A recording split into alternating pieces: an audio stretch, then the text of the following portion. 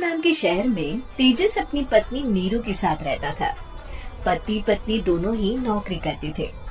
एक दिन तेजस गांव अपनी माँ के पास फोन करता है। हेलो, प्रणाम माँ। जीते रहो माँ, तुम दादी बनने वाली हो। अरे वाह, ठीक है बेटा, मैं कल ही आती हूँ।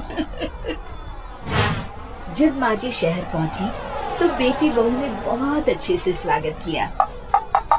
लीजिए माँ जी चाय। अरे गर्मा गर्म पकोड़े ले आओ माँ के लिए। नीरू रसोई में गई और 2 मिनट में ही पकोड़े ले आई। जी ये लीजिए। बहू जादू से बनाए हैं क्या? अभी तो रसोई में गई थी। यम्मी। माँ जी, शीला रसोई में पकोड़े तल रही है, मैं बस लेकर आई। हे भगवान, मेरा धर्म भ्रष्ट कर दिया तूने। अब तो गंगा जल से शुद्धिकरण करना होगा। दूसरे दिन, माँ जी मैंने नाश्ता बना दिया है, ऑफिस जा रही हूँ। पर अभी तो घर का सारा काम पड़ा है। शीला आती ही होगी, झाड़ू पोछा बर्तन कपड़े वो सब कर लेगी। हमारे जमाने में घर का सारा काम हम ही करते थे। जी माँ जी, आप बहुत होशियार हैं, मैं घर ऑफिस दोनों नहीं संभाल पाती। तो जरूरत क्या है घर से बाहर जाकर चाकरी करने की? वैसे भी घर का काम खुद करने से घर में बरकत आती है, समझी? पर माँ जी। पर वर कुछ नहीं, इस महीने की पगार मिले फिर ऑफिस बंद है। हाँ। रात को नीरू तेजस से कहती है, सुनिए जी, माँ जी बोल रही थी कि मैं नौकरी छोड़ दूं।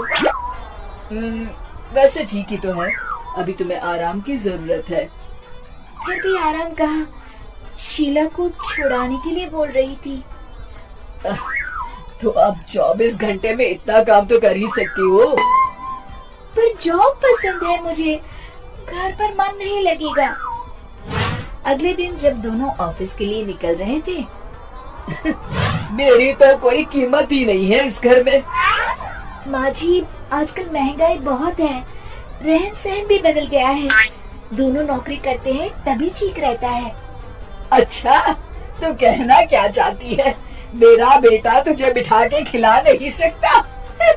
तू ही इस घर का खर्च चला रही है, हैं? नहीं माँ जी, मेरा वो मतलब नहीं था। मतलब खूब समझती हूँ, ये बाल धूप में सफेद नहीं किए मैंने। हाँ। अब तो ये रोज का काम हो गया था। तेजस भी रोज की झिकझिक से परेशान हो गया था।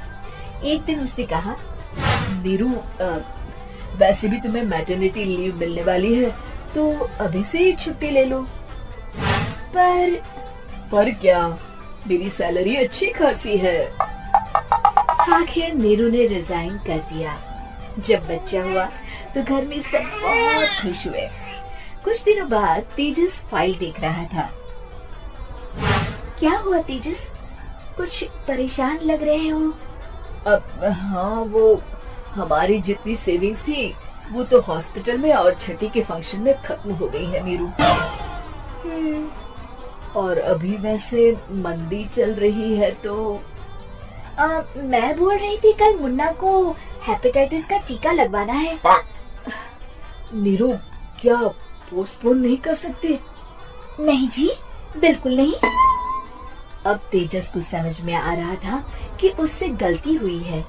पैसों की कमी का असर घर के माहौल पर भी पड़ रहा था।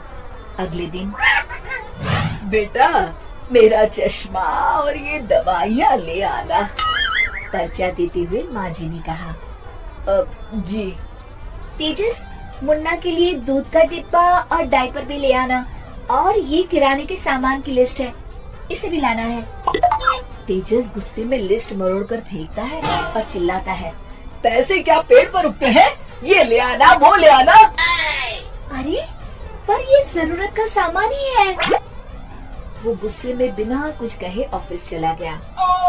अरे अरे लंच तो ले जाइए। नीरू दौड़ कर डिब्बा पकड़ाती है। एक दिन खाना खाने के बाद, नीरू,